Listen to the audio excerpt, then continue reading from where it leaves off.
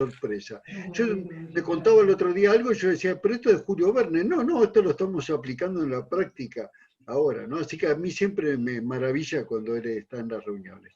Así que bienvenidos, quiero un minutito darle la palabra a Mariano Geín. Mariano Geín es el actual presidente de la Sociedad de Periodismo Médico, así que Mariano. Bueno, muchas gracias Mario, gracias a todos y a todas por estar, y sobre todo a Carlos y a Fernando que se han tomado este tiempo, ¿sí? De la madrugada ya española, y bueno, un lujo también que poder escucharlos, así que esperemos que disfruten todos, que lo aprovechen, vamos a manejarnos escuchando un poco a ellos y al final vamos a dar un espacio para algunas preguntas que surjan, ¿está bien? Así que bueno, después nos vamos a organizar si alguien quiere preguntar algo, tratemos de ser ordenados, de última levantamos la mano, vamos, o escriben por el chat y tratamos de darle la palabra a quien lo desee. Gracias Mario, bueno, esperemos que esto siga, seguiremos los primeros miércoles de cada mes con este espacio, esperemos que Sí, yo con la misma calidad. les voy adelantando, pues ya estamos 35 presentes, les voy adelantando que la próxima reunión, el 2 de septiembre, que es el primer miércoles, vamos a conmemorar el Día del Paciente Oncológico. Ya llevamos 27 años, casi al mismo tiempo de la sociedad, que a través de la Federación de Sociedades de Cancerología de América del Sur, para América del Sur se conmemora el Día del Paciente Oncológico, y este año hacemos la reunión conjunta con SAPEM, así que el tema va a estar redondeado de la importancia de lo que es la comunicación en los medios de la salud en el paciente oncológico. Lo hemos visto ahora con el COVID-19 y ahora vamos a ver cómo es la influencia de los medios, ¿no? Pero vamos a tomar este tema, pero ya hay invitada gente, les digo, de México, de Perú, de Brasil.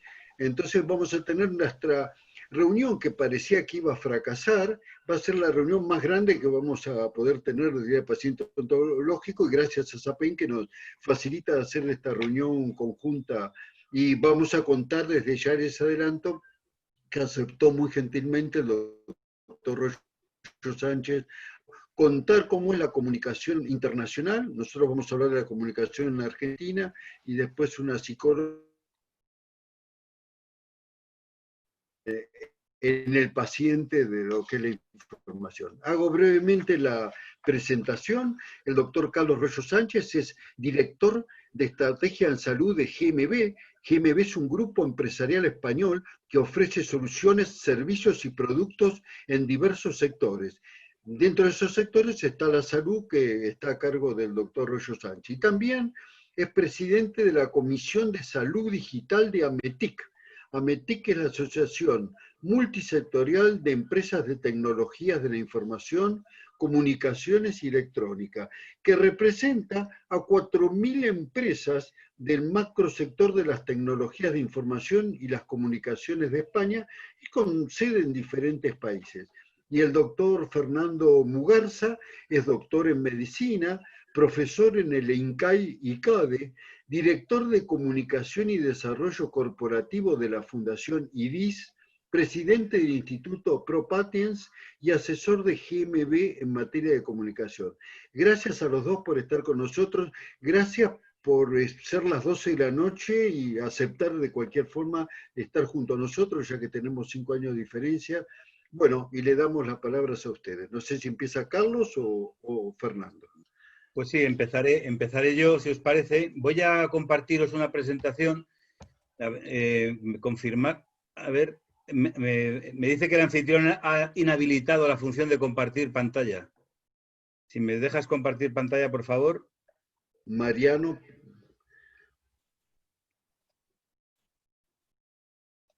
Bueno, ahí está, si hay algún error, es nuestra primera reunión así masiva, vale, ¿no? Así que...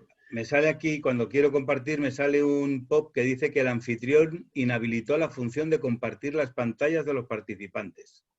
Entonces necesito que me la habilitéis. Mariano está en eso, tratando de solucionarlo. A mí, Mario, que me conoce, sabe que no me importa nada hablar sin presentación. Lo que pasa es que he hecho una presentación hoy muy visual. Y entonces, hoy sí que me interesaría ponerla. prácticamente no hay nada de texto, son todo fotos para mantener el hilo de la conversación. Claro. Bueno, en un ratito suponemos que va a estar solucionado. Ya está, ya puedo compartir. Pues permitirme un segundito que...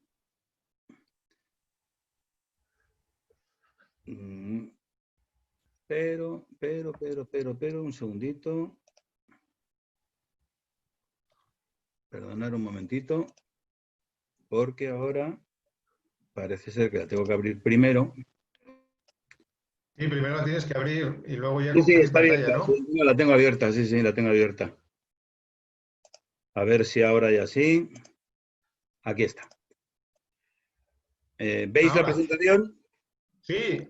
Sí, Vale, pues lo único que no me deja ponerla en formato presentación. Sí, ahí la veis en formato presentación, ¿verdad? sí, perfecto. Vale, perfecto. Bueno, pues muy buenas tardes argentinas a todos y buenas noches europeas. Como habéis dicho que también hay alguien participando desde Italia, pues también está haciendo el esfuerzo de estar a estas horas intempestivas de la noche. De todas formas, para mí está el placer estar con vosotros, que no me importa la hora, o sea que encantado de estar aquí. Me pidió Mario que hablara un poquito sobre la comunicación de la pandemia del COVID, la visión que hemos tenido desde España. Voy a hacer una presentación un tanto atípica, porque voy a intentar explicaros lo que ha pasado aquí y por eso os decía antes en el inicio que como complemento más serio de lo que voy a contar, he invitado a mi compañero Fernando para que hable de la estrategia que se ha tenido de comunicación desde la atención privada en España. Ahí tenéis un breve índice con una pequeña introducción que haremos. Vamos a hablar de la comunicación gubernamental oficial, la comunicación desde los medios de comunicación, la comunicación extraoficial o de redes sociales, que ha sido un nuevo paradigma que ha surgido en esta pandemia. Y luego, en el último punto, es el que desarrollará mi compañero y, sin embargo, amigo, Fernando Mugarta. Antes de nada, me van a permitir que dedique este webinar a 3 personas muy especiales para mí y para que veáis lo relevante que me supone esta charla. Son 3 personas muy allegadas que han fallecido de COVID en estas últimas semanas. El doctor Julio Moreno, un gran amigo mío, profesor de la Universidad de Sevilla, médico y periodista. Ha sido un hombre magnífico en todos los aspectos. Falleció de COVID. Fue de los fallecidos en el segundo mes de la pandemia. El doctor Salvador Arribas, al que creo que conoce mi amigo Fernando.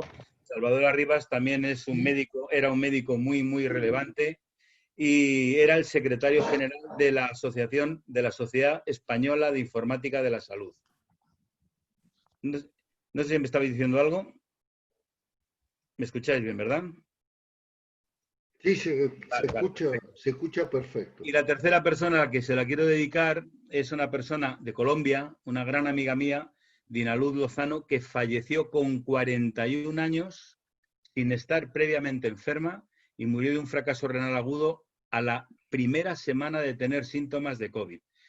Murió dejando 4 niñas pequeñas y fue una desgracia brutal. Simplemente se lo quiero dedicar a ellos y que sepáis que si en algún momento hasta me emociono de lo que diga, pues es por cuestiones como esta. Bueno, centrar el tema, estando en un foro como el que estamos, no hace mucha falta decir gran cosa. Ha llegado este bichejo asqueroso a nuestras vidas y nos ha cambiado la forma de vivir y hasta la forma de morir. Todos estamos implicados en esta gravísima pandemia. Ha sido una enfermedad que ha llegado nueva.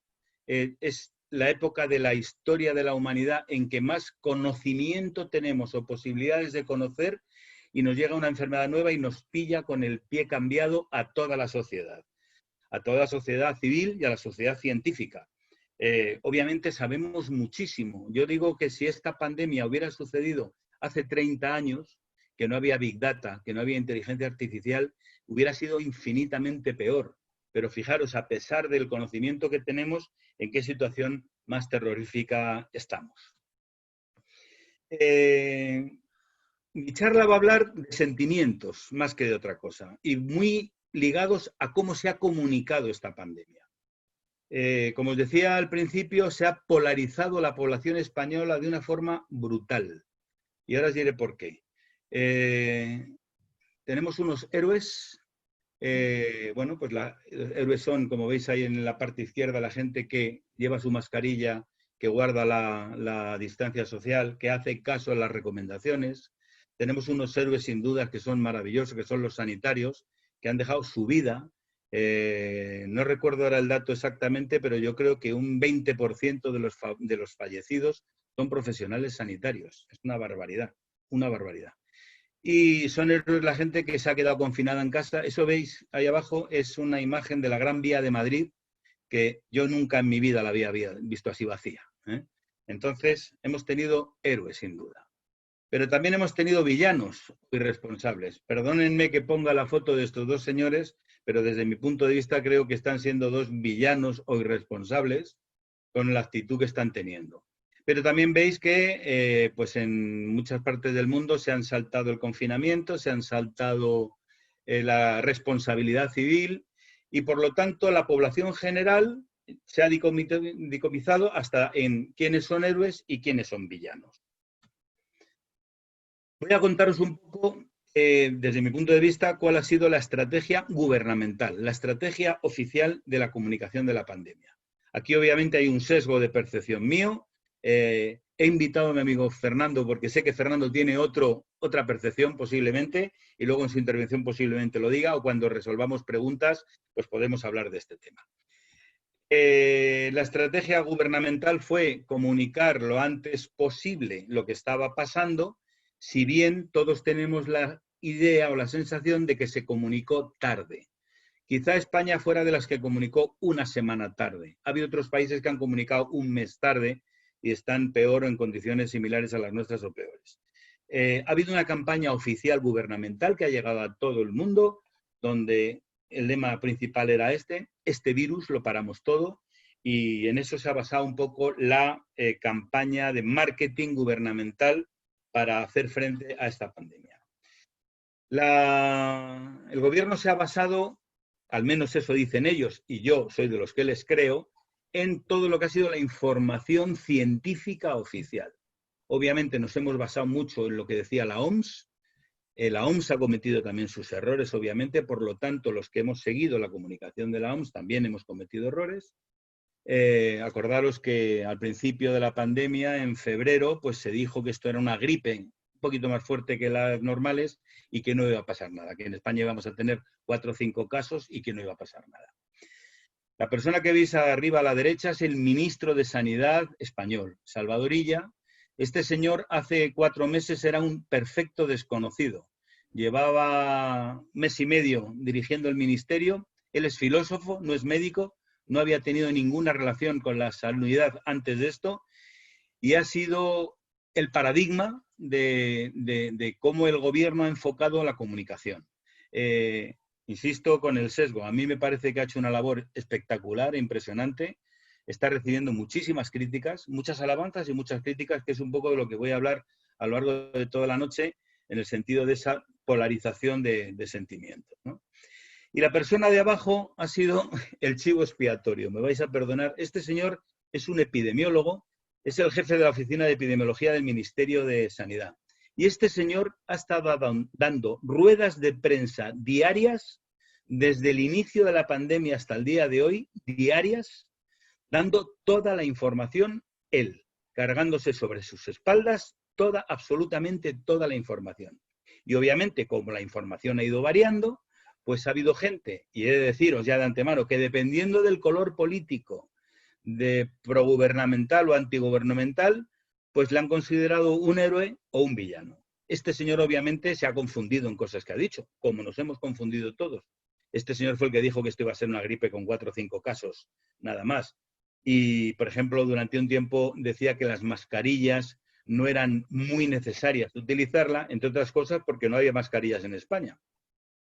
Luego ya sí que se ha ordenado y es obligatorio tener mascarillas, pero el discurso de estas personas ha ido variando según se ha ido conociendo la pandemia, la naturaleza del virus, y ya os digo que son personas, los 3 que están ahí, sabéis que Estados Unidos ha dejado de de colaborar en la manutención de la OMS. Estos 3 señores, dependiendo el punto de vista, son 3 héroes o 3 villanos. Y esto está condicionando de forma muy relevante toda la comunicación que estamos recibiendo sobre la pandemia.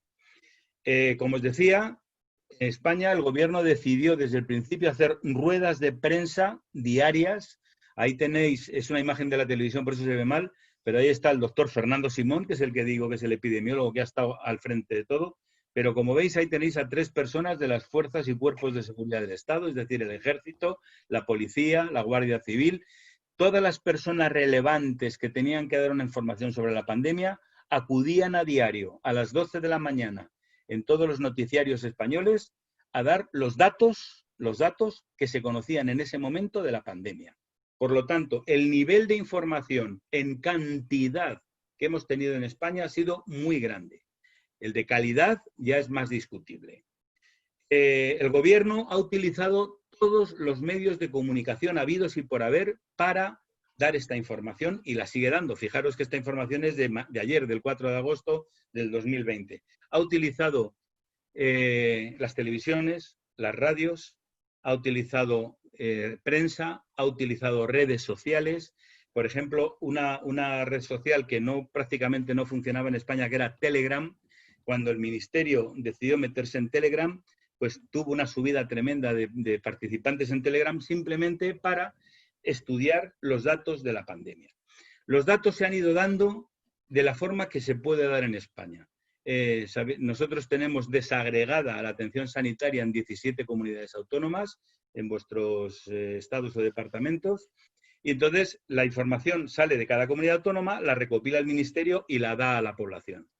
Ha habido desajustes desde el principio y eso ha condicionado a que había gente que se creía a pie juntillas lo que decía el gobierno y gente que no se lo creía. Y ya os digo, muy condicionado también por el color político del que interpretaba las cuestiones. Desde mi punto de vista, a este señor, a Fernando Simón, le han quemado, porque estaba en todas partes. Ahora mismo es el español más conocido, sin duda, en España. Todo el mundo sabe quién es Fernando Simón. Todo el mundo. Y era un absoluto desconocido hace 4 meses. Como le veis, ahí está detrás del ministro, siempre estaba con el ministro. En la imagen que veis al lado está con el ministro de Investigación de Investigación español, que es un ex astronauta, que es Pedro Duque, que además de decir que fue ingeniero de mi empresa, de GMV.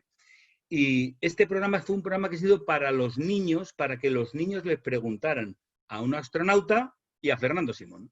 Entonces le han sacado al pobre hombre a diario durante 5 meses dando la cara y con el riesgo de confundirse porque en esta pandemia, insisto, todos nos hemos confundido porque era una enfermedad nueva y los datos no eran tan claros como podríamos predecir en un momento.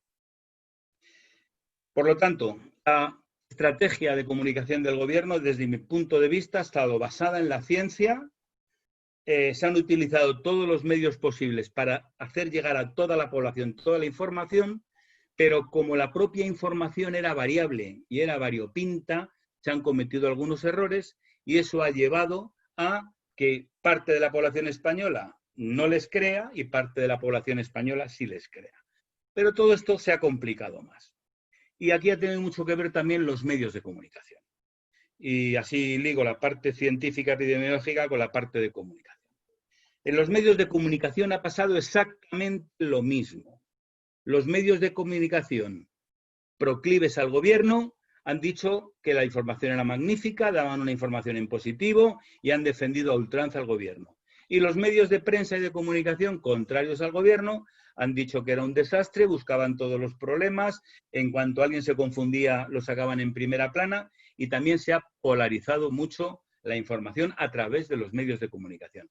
Ahí os he puesto en el lado izquierdo los favorables al gobierno, con titulares como los españoles aceptan la necesidad del encierro, resistiremos, cuarentena por el coronavirus embala, y los que eran contrarios, que son medios de comunicación tan dignos como los primeros y tan seguidos o más que estos primeros, por lo tanto, simplemente es el matiz de la interpretación, pues por ejemplo, España desoyó las llamadas de la OMS en la Unión Europea al hacer acopio de material, el gobierno se planteó impedir actos masivos 6 días antes del 8M. 8M es la manifestación feminista que en España se permitió el 8M, y el 9M fue cuando apareció todo el número de casos. Epidemiológicamente no tiene relevancia, pero los medios de comunicación han dicho que esa manifestación se tenía que haber prohibido.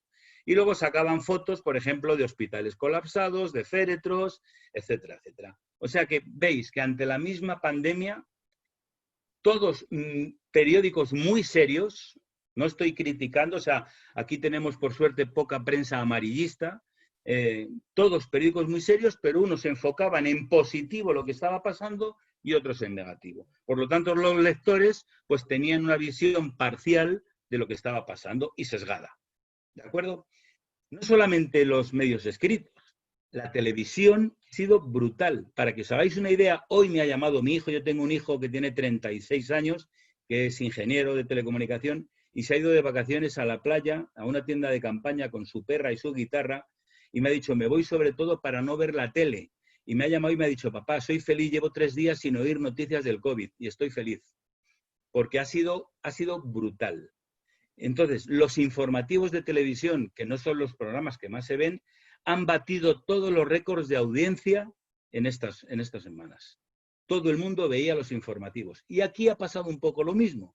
Dependiendo del color político de la emisora de televisión correspondiente, así daban las noticias y así las entendía la gente. Ahí tenéis pues 4 titulares de 4 televisiones, donde el 90% de la información ha sido COVID. Me supongo que en la Argentina habrá pasado lo mismo. Los problemas que había antes del COVID ya no existen. En España teníamos un problema tremendo con la independencia de Cataluña. Ya nadie habla de la independencia de Cataluña. ¿Os acordáis que había un problema humanitario brutal con los refugiados en Grecia? Ya no sabemos qué ha pasado con esta gente, si han pasado a Europa o se han quedado allí. La guerra de Siria, ya nadie habla de la guerra de Siria. Y esos conflictos siguen existiendo. Pero el COVID lo ha llenado absolutamente todo y hemos tenido una saturación de información. Aquí no quiero hablar mucho porque tenemos un gran experto, que es Mario, que habla de tú hablas de la infodemia, a mí me gusta hablar de la infoxicación, ¿no? Pues hemos tenido mucha infoxicación y mucha infodemia, ¿vale? Exceso de información. Estos son imágenes de telediarios, de noticieros, donde todo era coronavirus. Cómo contener el coronavirus, coronavirus sube la alerta, última hora del coronavirus, todo era coronavirus. ¿Veis? Abajo, que es la televisión española, con el bichito detrás. Ha sido una absoluta saturación de información al respecto. Y aquí también pasa lo mismo que decía. Al margen izquierdo tenéis al presentador de un programa que tenía mucha audiencia que se llama Los Desayunos de la 1. La 1 es la televisión pública española, obviamente pro-gubernamental. Y abajo tenéis la cadena Sexta con un tal Antonio Ferreras, que es un periodista muy, muy conocido. Pues estos dos señores, por la derecha, están tildados de villanos, de que están pagados por el gobierno y que están dando una información sesgada, y desde la izquierda son héroes, son las personas que mejor transmiten la información que hay. Y a la derecha tenéis gente muy, muy famosa en España que se han decantado por ser contrarios a la información que daba el gobierno, y entonces la población más bien de derechas ha seguido a esta gente, y por ejemplo, pues el periodista Vallés, que es un periodista muy serio, de reconocido prestigio, se le ocurrió comentar algunos problemas que había tenido el gobierno con la comunicación y han ido a por él de una forma brutal. La gente de izquierdas y la gente de derechas le adora. Y curiosamente, yo es que no sé si este señor es de izquierdas o es de derechas, pero la verdad es que ha condicionado absolutamente la información. Y personas muy, muy de reconocido prestigio de los medios de comunicación y de la televisión española han dado sus opiniones y han sesgado la información, sobre todo la población la ha asumido sesgadamente. Esto ha llegado a cuestiones tan ridículas. Esto que os cuento, esto que estáis viendo es verdad. Los medios progubernamentales sacaban a Fernando Simón tosiendo adecuadamente y los medios no gubernamentales sacaban en la misma rueda de prensa al director de la Guardia Civil tosiendo de forma inadecuada. Entonces, para demostrar lo que se hacía bien y lo que se hacía mal. O sea, fijaros que es una estupidez, pero cómo se manda el mensaje. Ha habido una tercera falta de información que ha sido, yo creo que la que más ha condicionado todo esto. Si todo lo que se contó hasta ahora es importante, esto yo creo es lo que más ha condicionado. Esto ha llegado a romper familias, creerme lo que os digo, y ha sido el uso de las redes sociales. Os voy a poner un personaje que todos conocéis, Miguel Bosé, que ha dado muchos conciertos en Argentina. Pues Miguel Bosé es de los que dice que no, que el 5G es un invento para tenernos controlados a toda la población mundial, es de los que creen la teoría conspirativa del COVID, es antivacunas y dice que esto del COVID es todo mentira y que se está haciendo para confinar a la gente y destrozar la economía a nivel mundial. Y lo dice en la televisión, en la prensa, en todas las redes sociales. Y claro, a este señor el problema es que le siguen millones de personas en el mundo, no solamente en España, en el mundo. Y se permite decir estas cosas. Y entonces hay gente que, como es Miguel Bosé, le cree y le sigue. Aquí en España tenemos un programa, Fernando seguro que se está riendo ahora mismo, tenemos un programa de prensa rosa que se llama Sálvame, que yo creo que también se emite por el canal internacional ahí en Argentina, algo así. Bueno, esta señora que está ahí, la tal Belén Esteban, esta es una absoluta inculta, es una mujer, se la conoce como la princesa del pueblo. Esta mujer se quedó embarazada de un torero, no tenía estudios y desde que se quedó embarazada del torero pues se ha hecho muy famosa porque va a todos los programas, copresenta programas. Bueno, pues esta señora ha dado su opinión sobre el COVID y ha llegado a decir que Fernando Simón, que seguro que le han regalado el título de epidemiología, que no tienen ni idea, que nos están engañando. Y en un programa en directo dijo todo esto y el presentador del programa, que es de izquierdas, abandonó el plató. Él, que es el presentador y el director, tuvieron una trifulca tan tremenda en antena, se pelearon y se fueron. Pero a lo que voy es que a esta señora a lo mejor hay 10 millones de personas en España que la siguen y que la quieren. Y que cuando esta dijo que todo el COVID era mentira, pues dijeron, pues seguro que tiene razón Belén Esteban. Y entonces la ciencia aquí no ha tenido nada que ver. Y curiosamente, mucha población española ante el COVID se han decantado a favor de Belén Esteban o a favor de José Javier Vázquez, que es este otro señor. No a favor de la ciencia o los no científicos, no a favor de lo oficial o lo no oficial, sino de un presentador o una colaboradora de televisión. Es brutal, brutal. Y esto, claro, ha tenido una trascendencia en las redes sociales bestial. Y este programa en España lo ve todo el mundo. Obviamente ha habido hoy un después de la información de una pandemia con las redes sociales. No habíamos tenido nunca ningún problema sanitario antes de la existencia de las redes sociales. Y si las redes sociales ya estaban propiciando un seguimiento brutal, con el tema del COVID se ha multiplicado por 1000. Creo que luego Fernando os va a contar algunos datos que creo que pueden ser relevantes.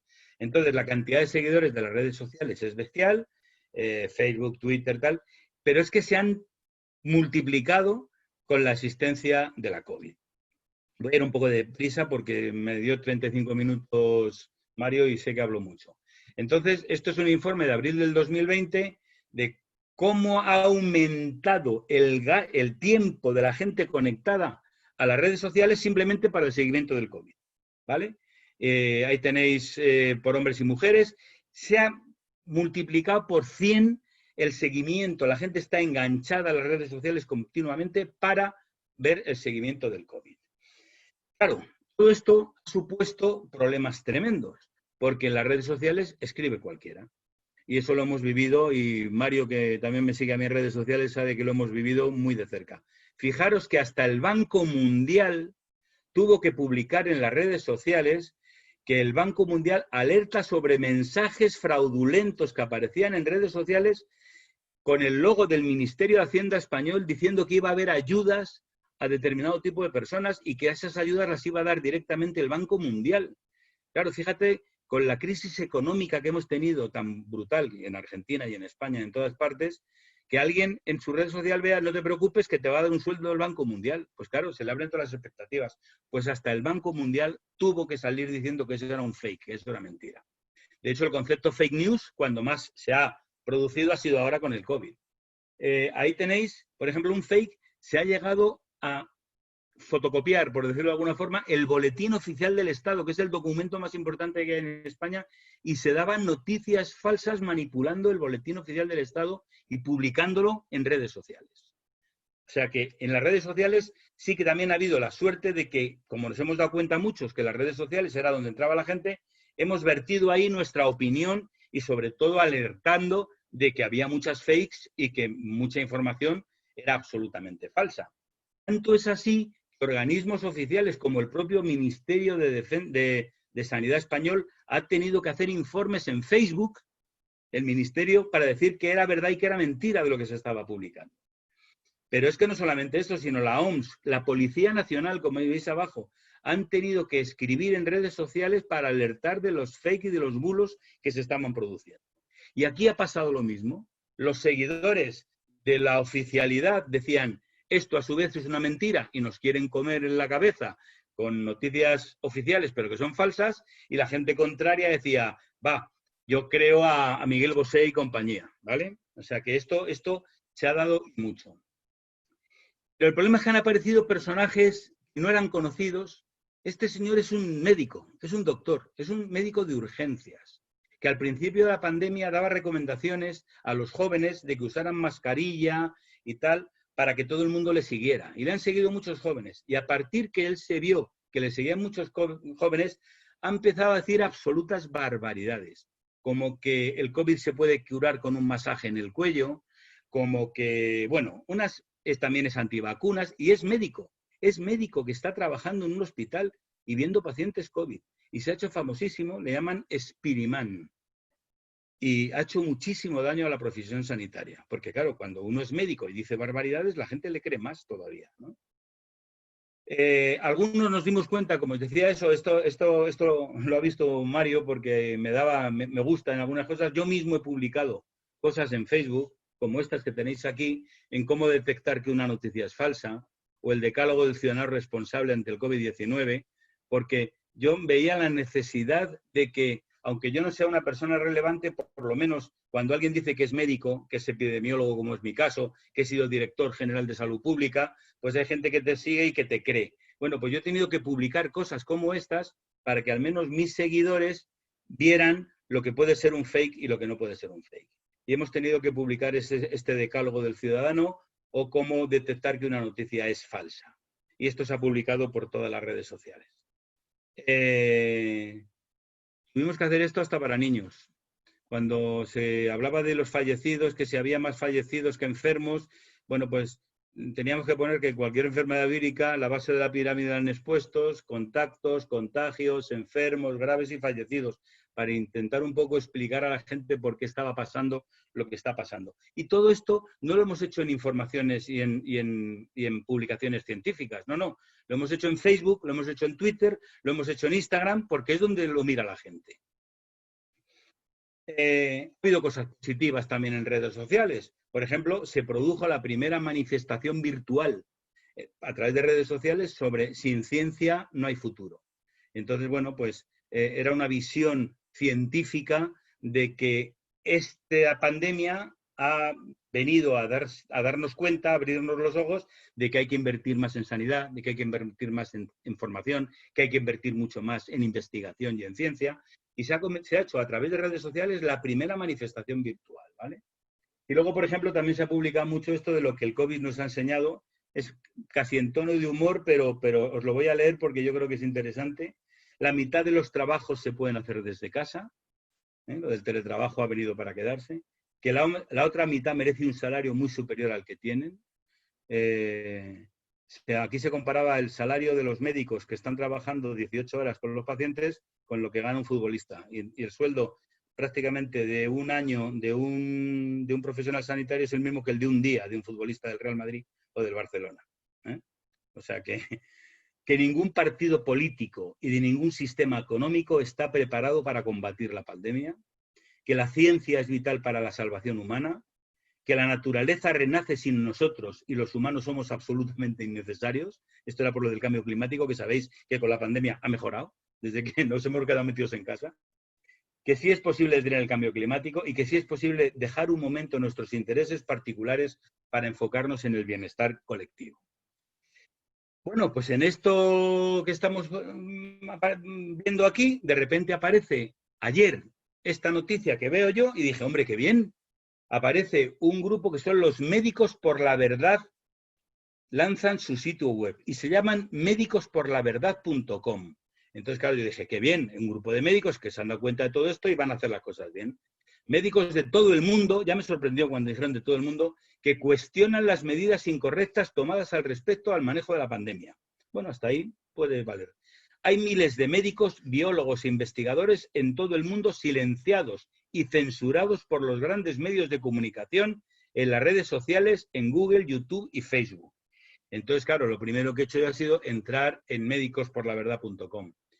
Y médicosporlaverdad.com es una asociación de médicos antivacunas que difunden bulos y que hacen conspiraciones sobre el coronavirus, que defienden el no a las mascarillas, que defienden el que no haya confinamiento obligatorio y que existe un terrorismo informativo de los medios de comunicación españoles. O sea que casi nada. El daño que van a hacer esta gente, si realmente son médicos y biólogos, es tremendo.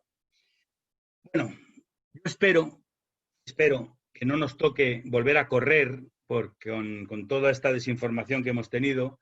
Ahí veis a los médicos corriendo y espero que tengamos esta foto de aquí abajo. Todo esto son fotos reales, lo que os he puesto, de médicos contentos porque se ha conseguido superar la pandemia.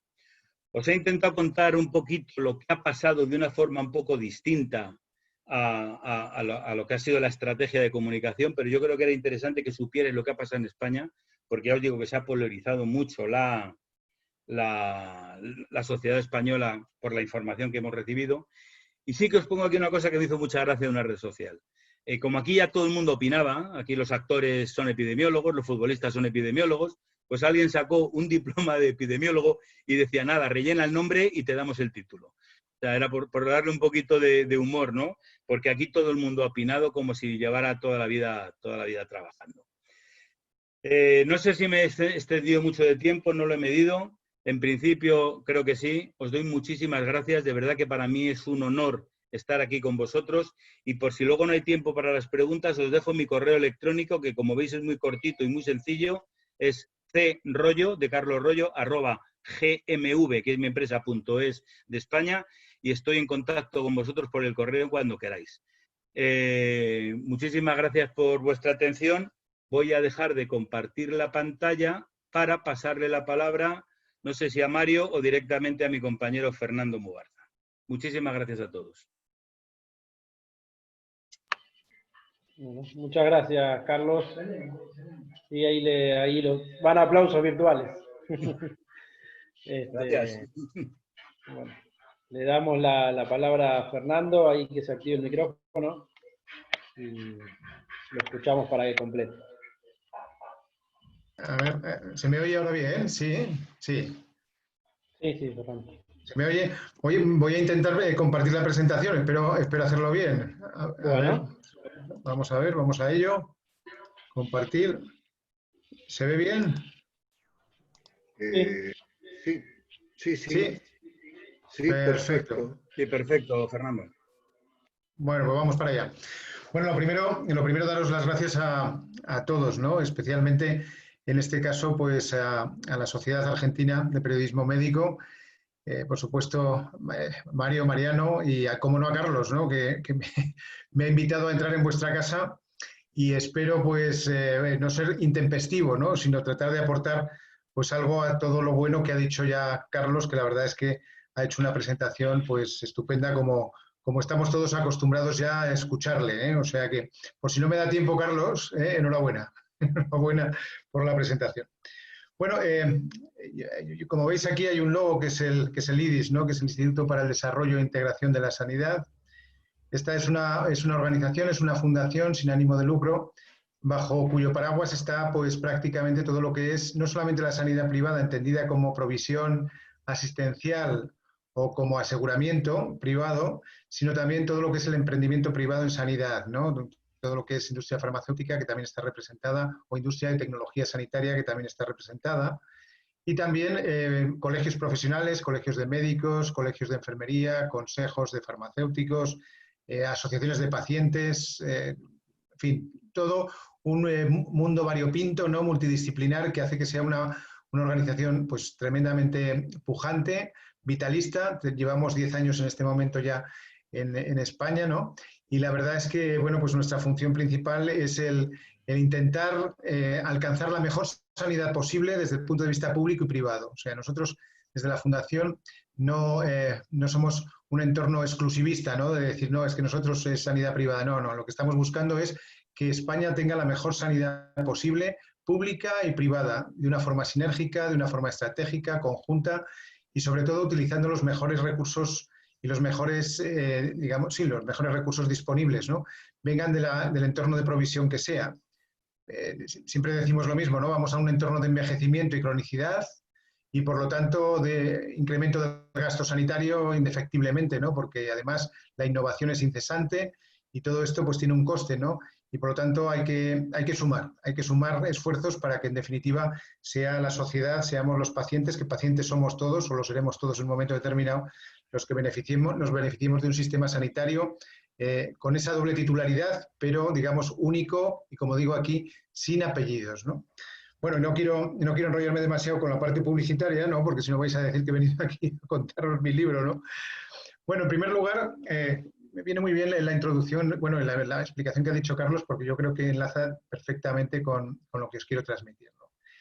Hay una primera parte en la que hago una introducción, una segunda parte en la que hablo un poco de cómo se han comportado esos medios de comunicación en España, ¿no?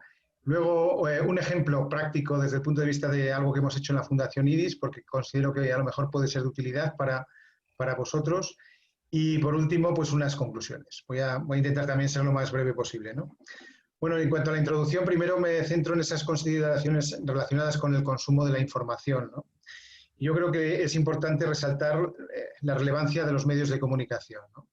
Los medios de comunicación, me da lo mismo que sean audiovisuales, que sean escritos, que sean online, en fin, están haciendo y han hecho una tarea, yo creo que encomiable, ¿no? Una tarea que además es clave. Yo siempre digo que los medios de comunicación especializados en el ámbito de la sanidad son un agente de salud, sois un agente de salud, y por lo tanto participáis también conjuntamente con el resto de los integrantes del sector, ¿no? Por lo tanto, yo en ese sentido, decía Carlos el tema del aplauso, ¿no? Pues yo, mi aplauso también hacia los medios de comunicación en general. Luego ya particularizaremos, ¿no? Bueno, la segunda reflexión que me induce la presentación es a que esta pandemia motivada por el coronavirus, ¿no? Por el SARS-CoV-19, bueno, pues ha generado un cambio de hábitos en el consumo de noticias, ¿no? Por lo tanto, el entorno de la salud se ha transformado en algo vital, en algo clave, donde todos estamos ávidos, ¿no? Porque no hay que olvidar que seguimos todavía en esta batalla, ¿no? Que la batalla no se ha ganado todavía, ¿no? Y entonces, bueno, pues estamos ávidos de conocer, de saber, de tener información, y no solamente de qué es lo que está pasando, ¿no? Que luego lo apunto también en otra parte de la presentación, sino también de qué es lo que debemos hacer, porque hay tantísimas informaciones, tantísimas noticias, y Carlos ha hablado del tema de las fake news, un aspecto muy relevante, que necesitamos saber cómo nos debemos de comportar, qué tenemos que hacer en cada momento, en cada instante, cuando hubo el confinamiento, después de ese confinamiento, cuando las medidas se relajaron un poco, ahora con estos brotes y rebrotes que estamos teniendo, en fin, la población debe saber, y esa información veremos después que viene fundamentalmente de los medios de comunicación, también de la parte sanitaria, como es lógico, pero también de los medios de comunicación.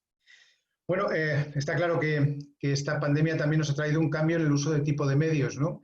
Y si íbamos hacia una tendencia, pues, donde el entorno digital, el entorno online, el entorno audiovisual, pues, estaban ganando terreno, pues, qué duda cabe que en este momento, pues esto se ha hecho una realidad, ¿no? Una realidad patente, ¿no?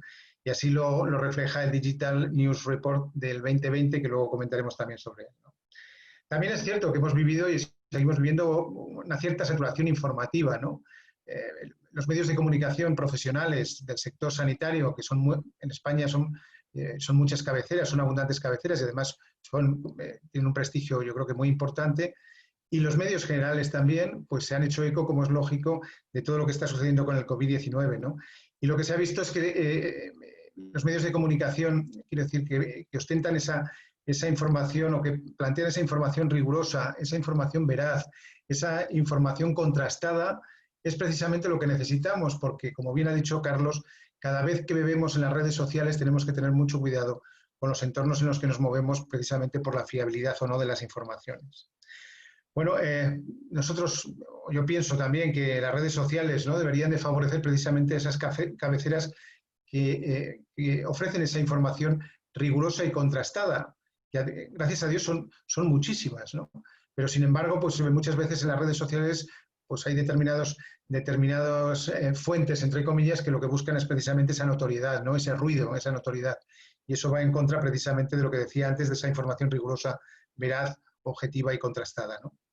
Bueno, y a raíz de este fenómeno de las fake news o de las noticias falsas, sí que se ha visto la necesidad de reforzar determinadas áreas precisamente en los medios de comunicación, ¿no? Los departamentos científicos, el de periodismo de datos tan importante, y comentaba antes Carlos desde GMV con todos los temas relacionados con el análisis masivo de datos, ¿no? Qué importante, ¿no? Y todo lo que es el fact-checking, ¿no? Lo que es el contrastar esas informaciones. Bueno, el tema de las fake news es tan relevante como que nosotros en España tenemos un entorno que se encarga específicamente de analizarlas, ¿no?, y de controlarlas y de ponerlas en la palestra para que todo el mundo sepamos qué es una fake news, cuál no es una fake news, cuál es una noticia relevante y cierta, ¿no? Este entorno se llama saludsimbulos.com, es un entorno que surgió hace yo creo que como un par de años, y la verdad es que es una iniciativa absolutamente encomiable en la que están involucrados además y está respaldada pues, por las organizaciones profesionales médicas, sanitarias y también por organizaciones empresariales de absoluto prestigio y reconocida reputación aquí en nuestro país. Yo os invito a que, os he puesto además las fuentes en todas las slides, en todas las diapositivas para que, bueno, oye, pues si queréis informaros con más profundidad, pues que podáis hacerlo, ¿no? Bueno, continuando con esa introducción y pasando a un aspecto más vinculado a esa vertiente interna, ¿no?, de los medios de comunicación, porque como es lógico esta crisis sanitaria, esta crisis económica, esta crisis social y por qué no también institucional que estamos viviendo, pues indiscutiblemente tiene también una vertiente interna en los medios de comunicación. Bueno, es evidente que la crisis del coronavirus, al menos en nuestro país, en España, ha generado una agenda informativa absolutamente volcada, ¿no?, en la cobertura de la pandemia. Carlos ha puesto ahí ejemplos, pues yo creo que muy notables, ¿no?, precisamente de este aspecto, ¿no?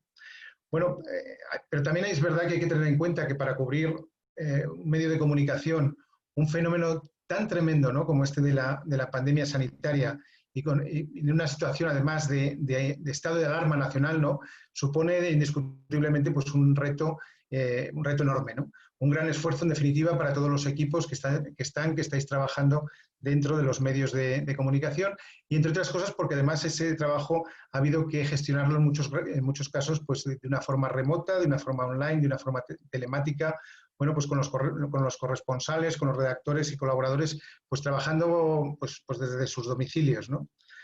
Bueno, por supuesto, ha habido un vuelco en las secciones, ¿no?, en las secciones las secciones de sociedad y, por supuesto, las de ciencia, las de salud, pues han ocupado buena parte de los medios de comunicación, incluso las propias portadas de los medios, como hemos visto, ¿no?, como es lógico, para tratar de cubrir esta emergencia sanitaria, ¿no?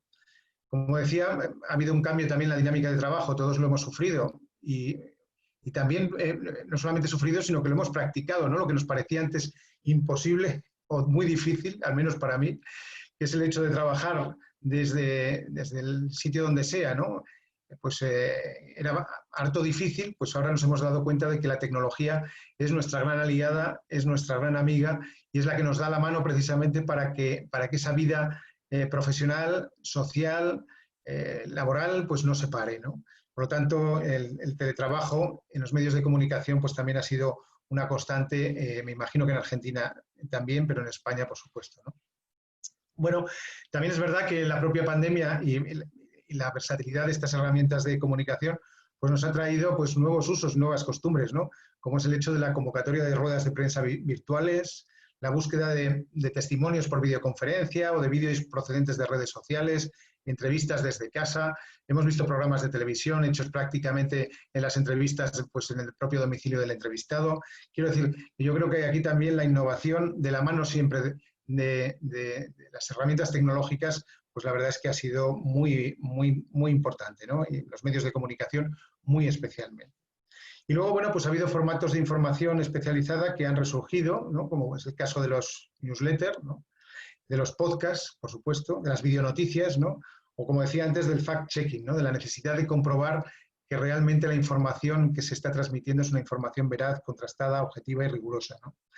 Y luego se me ha olvidado poner aquí, porque no sé si es porque se me ha olvidado porque ya no tenía sitio, ¿no? Pero lo digo de palabra, que es la eclosión de los webinars, ¿no? Como el que estamos celebrando en este momento, que para mí era algo, bueno, pues algo lejano y que, bueno, pues te das cuenta de que nunca le puedes dar la espalda a la tecnología porque al final la tecnología siempre va pues para tratar de echarte ese cable en un momento de necesidad como el que estamos viviendo en este momento. Y luego, curiosamente, hay también una paradoja que lo he querido reflejar también en esta introducción, ¿no? Y es el hecho de que cuanta más información y más avidez hay por parte de la población, ¿no? De noticias, de informaciones, de datos en los medios de comunicación acerca de la crisis sanitaria, como digo, económica, política, social e institucional, ¿no? Bueno, pues curiosamente, cuanto más se consume esa información, curiosamente menos dinero entra en forma de publicidad también en los propios medios de comunicación, ¿no? De tal manera que, no sé, en Argentina, luego lo podemos comentar, pero aquí en España, pues la verdad es que se está viviendo esta situación asimétrica, ¿no? Esta situación asimétrica que lleva, pues entre otras cosas, a intentar darle la vuelta al modelo que había hasta ahora desde el punto de vista de business, ¿no? Desde el punto de vista de negocio, del entorno de lo que es la comunicación, en su conjunto, ¿no? Entonces, bueno, pues este aspecto también es un tema, pues yo creo que es relevante y lo quería dejar manifiesto también en esta introducción. Bueno, vamos a ver un poco la valoración de los medios de comunicación. Nosotros en la Fundación IDIS tenemos una máxima y es el hecho de que aquello que decimos lo decimos siempre refrendado en datos, ¿no? O sea, datos que podrán estar bien o podrán estar regular o podrán estar mal, pero son datos, ¿no? Son datos contrastados además como dicen, de fuentes dignas de todo crédito, ¿no? En este caso vamos a hablar sobre seguimiento, valoración y análisis de lo que ha ocurrido en este tiempo, ¿no? Y para ello he cogido como botón de muestra este informe. Es un estudio realizado por ePrensa, que es pues yo creo que es una de las agencias más relevantes, ¿no? que se dedica precisamente a ese seguimiento, valoración y análisis de impactos en medios de comunicación y noticias recogidas en los diferentes medios, ¿no? Este estudio se ha realizado entre el 7 de enero y el 15 de marzo del 2020, con lo cual estamos hablando justo en España hasta que se produce la declaración del estado de alarma, ¿no? Con ese Real Decreto de 14 de marzo de este año, ¿no? Bueno, en definitiva, pues ha recogido esas primeras informaciones y noticias que nos iban viniendo, cuando, por supuesto, pues nada nos hacía sospechar, por lo menos en los meses de enero y en los primeros días de febrero, de cómo iba a ser el decalaje de esta situación, ¿no? Bueno, os he puesto ahí un poco la metodología, ¿no? El informe estudia, por un lado, las noticias aparecidas en todos los diarios nacionales, económicos, regionales y revistas sectoriales en prensa, papel, y por otro lado, las versiones online de los medios económicos, nacionales y regionales, diarios nativos digitales y blogs. Además, he analizado la presencia en radio y televisión. Yo simplemente os he traído aquí una pequeña muestra, pero si queréis, pues eso, enfatizar y profundizar en el estudio, pues tenéis ahí también la fuente para que podáis hacerlo con absoluta rapidez y agilidad, ¿no? Bueno, primeros datos, primera fotografía. En ese periodo de tiempo, insisto, desde primeros de enero hasta el 15 de marzo, se producen en España, en todos esos medios que hemos comentado, 161.913 informaciones, ¿no? El impacto económico a precio de espacio medido en términos de publicidad supuso pues 1.647 millones de euros, ¿no? Las vistas potenciales fueron las que están ahí, 107.176 millones de vistas potenciales, ¿no?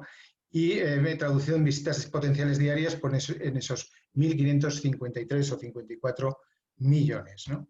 Como vemos, pues datos, como decimos, muy relevantes, teniendo en cuenta que estamos antes de que se produzca pues esa gran eclosión de la información y de la necesidad y de la avidez de información relacionada con la COVID-19. Si hacemos una segmentación de estas noticias, vemos cómo es fundamentalmente la prensa digital, ¿no? Decíamos antes que la prensa digital gana terreno y en este caso, y en esta situación de crisis sanitaria, pues evidentemente, ¿no?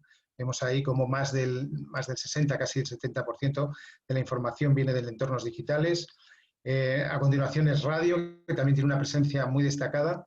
A continuación es la prensa offline y luego pues la televisión, ¿no? Y ahí tenéis un poco el ranking, ¿no? Por número de noticias, fundamentalmente pues destacando la prensa digital nacional, los confidenciales de prensa digital, las secciones de, mejor dicho, los medios deportivos, ¿no? También de prensa digital, y luego ya viene pues radio, televisión, económicos, bueno, tenéis ahí el split y por lo tanto tampoco voy a insistir. Pero sí que es importante que veamos, creo, ese impacto de la prensa digital, que desde luego ya no es lo que viene, sino que es lo que tenemos encima, y por lo tanto, pues desde los propios medios de comunicación, además sé que estáis haciendo un esfuerzo tremendo precisamente para desarrollar nuevas herramientas, nuevos canales, nuevos servicios que doten de valor añadido precisamente a vuestra función y a vuestro trabajo, ¿no? Y ahí tenéis un poco esa serie temporal diaria, ¿no?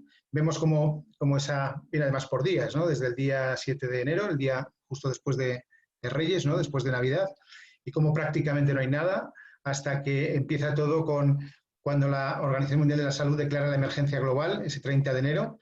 El día 31 es cuando se produce el primer caso de coronavirus en España, y empieza, bueno, pues ya empieza la información a fluir, ¿no? En los diferentes medios de comunicación. El 12 de febrero tuvo mucho impacto porque fue la cancelación del Mobile Congress en Barcelona, y entonces pues eso tuvo una repercusión nacional e internacional importante. El día 3 de marzo se descubre, se produce el primer fallecimiento, que además venía del día 13 de febrero, ¿no? De alguna forma los medios de comunicación salen a la palestra con este tema. Como ha dicho Carlos, el día 8 de marzo es la celebración del Día Internacional de la Mujer, y el día 9 de marzo se decreta ya el cierre de colegios, escuelas en España, ¿no? 2 días más tarde, el día 11 de marzo, la Organización Mundial de la Salud declara la pandemia. El día 12 de marzo es el anuncio del plan de choque del presidente Sánchez, de Pedro Sánchez, ¿no? Y el día 13 de marzo, Pedro Sánchez, nuestro presidente, decreta el estado de alarma. Como veis, ya entonces la información se dispara pues, por encima de esas 14.000, 16.000 informaciones diarias, ¿no? Bueno, esto nos da por lo menos un antecedente, ¿no? De lo que ha ocurrido después. Perfectamente estas cifras se han multiplicado pues, por N, no sabría decir si por 2, por 3, por 4, pero la verdad es que los medios de comunicación, cuando abrimos un telediario, cuando vemos un telediario en televisión, cuando escuchamos un noticiero en radio, cuando estamos leyendo un periódico, bien sea digital o bien sea escrito en papel, pues prácticamente el 70 al 80% es información relacionada con la COVID-19, con el SARS-19, ¿no? Bueno, esto por un lado, este es uno de los informes que me ha gustado, creo que puede ser interesante, ¿no? para vosotros. Luego hay otro informe que también ha salido recientemente, que lo hace la Universidad de Navarra, conjuntamente de una forma coordinada con la Oxford University, ¿no? Y en este caso es el Digital News Report España 2020, y entonces aquí lo que mide es sobre todo aspectos cualitativos, ¿no? Antes hemos visto aspectos cuantitativos, cantidad de información, cantidad de noticias, etcétera, etcétera. Pero ahora vamos a ver aspectos cualitativos. Es cómo perciben los usuarios, cómo percibimos la ciudadanía, los ciudadanos, esa información que nos viene de diferentes fuentes y de diferentes entornos, ¿no? Bueno, en primer lugar vemos como los medios de comunicación, bueno, pues ganan por goleada, ¿no? Desde el punto de vista de percepción por parte de los ciudadanos de la información que aportan precisamente sobre la epidemia, sobre la pandemia, mejor dicho, sobre la pandemia, ¿no? Y sobre sus efectos, consecuencias y sobre las recomendaciones alrededor de ella, ¿no? A continuación viene el Gobierno Nacional, los científicos, médicos, otros expertos sanitarios, la Organización Mundial de la Salud, por supuesto, lógicamente las organizaciones de salud nacional y autonómicas, y luego ya decaen de una forma lánguida pues todo lo que son representantes políticos, ciudadanos que uno puede conocer personalmente, el entorno propio, los ciudadanos más lejanos, ¿no? Aquellos que no conoces pero que te dicen algo, te informan, y luego pues otros que no citan ninguna fuente, ¿no? Como vemos, la importancia de los medios de comunicación en esta pandemia es clave, ¿no? Desde el punto de vista informativo y desde el punto de vista también de incidir e impulsar las mejores prácticas desde el punto de vista de prevención y protección. Porque constantemente en los medios de comunicación se está hablando de la necesaria distancia de seguridad del 1,5 metros, del uso de la mascarilla, se está hablando del lavado de las manos, de la higiene personal, en fin, etcétera, etcétera, ¿no? Y luego, dentro de esas fuentes de información, como veíamos antes, pues la parte online, desde luego, pues ocupa esa preponderancia, ¿no? Y dentro de la parte online, pues claro, pues como es lógico y como decía Carlos, pues por supuesto, a través de los buscadores, ¿no? Cuando tienes una duda, pues lo primero que haces es acudir, en este caso, pues Google, ¿no? Que es el que gana también por goleada, ¿no? Pero vemos también la importancia, en este caso, de WhatsApp y de Facebook. Pero WhatsApp, cuidado, porque es una red que está ganando en prestancia, además, y sobre todo también en consultas sanitarias, no digo ya médicas, sino sanitarias en general, ¿no? Y luego, por supuesto, Twitter, YouTube, Instagram, bueno, en fin, etcétera, etcétera, todo ese rosario que tenemos ahí, ¿no?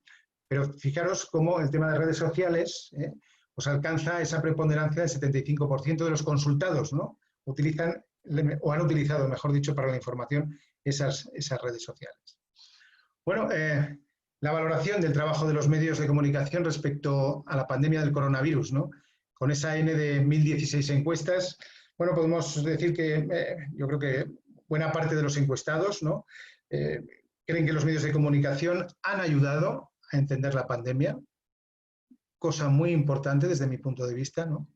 Por otro lado, han explicado cómo una persona puede hacer frente a la pandemia precisamente a través de las recomendaciones y de insistir en las buenas prácticas. Y también es verdad que tampoco son demasiados, ¿no?, los que muestran una postura exagerada ante la pandemia, o sea, aquellos ciudadanos que piensan que ha habido una sobreexpresión, ¿no?, por parte de los medios de comunicación en relación con esta pandemia, ¿no? Bueno, desde el punto de vista de fiabilidad de las noticias, que hablábamos antes de la importancia de las fake news y todas estas cosas, ¿no? Bueno, pues en esa N de esos 1016 encuestados vemos como, lógicamente, como no puede ser de otra manera, pues claro, pues los científicos, médicos, expertos sanitarios, ¿no?, la propia Organización Mundial de la Salud o las organizaciones nacionales, ¿no?, y autonómicas sanitarias, pues son los que se llevan la palma desde el punto de vista de fiabilidad, ¿no? Pero cuidado que los medios de comunicación están con esa puntuación de ese 5,61 por encima del gobierno nacional, bueno, del entorno natural que cada uno tenemos, próximo, lejano, y por supuesto de los representantes políticos, que yo creo que Carlos lo ha expresado fenomenalmente bien, bueno, pues esa dicotomía, ¿no?, que decía él, y esa asimetría entre unos y otros dependiendo del talante político que cada uno tenga, ¿no? Bueno, seguimos, me quedan dos slides solamente, me parece que de este capítulo, ¿no? Bueno, sobre el tema de las fake news, ¿no? Y entonces aquí se le pregunta a los participantes en la muestra si han encontrado, ¿no?, mucha o bastante información falsa o engañosa sobre la COVID-19, ¿no?, de cada una de las fuentes, porque pormenoriza las fuentes, ¿no?